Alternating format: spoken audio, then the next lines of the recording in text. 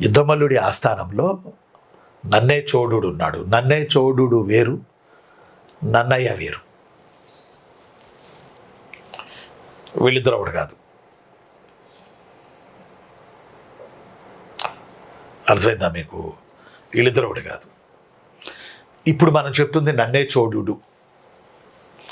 ఈ నన్నే చోడుడు యుద్ధమల్లుడి ఆస్థానంలో ఉండి కుమార సంభవం అనే బుక్ రాశాడు. కుమార సంభవం ఆ పుస్తకం పేరు. నన్నే చోడ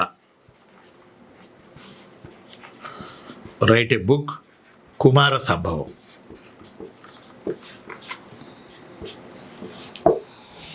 కుమార సంభవం కొంచెం గుర్తుపెట్టుకోండి. Very very very important. Kumara Sambhavam ఇది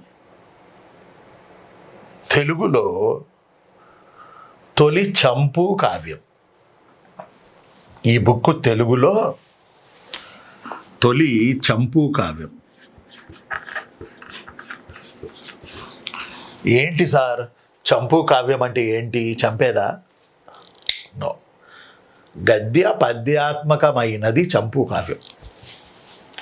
కొంత గద్యం ఉంటుంది, కొంత పద్యం ఉంటుంది. కొంత గద్యం ఉంటుంది ఆ పుస్తకంలో, కొంత పద్యం ఉంటుంది. ఇలా ఉంటే దీన్ని చంపు కావ్యం అంటారు. ఇలా ఉంటే దీన్ని చంపు కావ్యం అంటారు. ఫస్ట్ తెలుగులో ఇదే కుమార సంభవం. అప్పుడెప్పుడో కాళిదాసు రాశాడు గుప్తుల పీరియడ్లో, సాంస్క్రిట్లో. బహుశా దాన్నే మనోడు తీసుకుని మన నన్నే చోడుడు తెలుగులో కొన్ని పద్యాలు కొన్ని వచనాలు పెట్టి రాసి ఉండొచ్చు.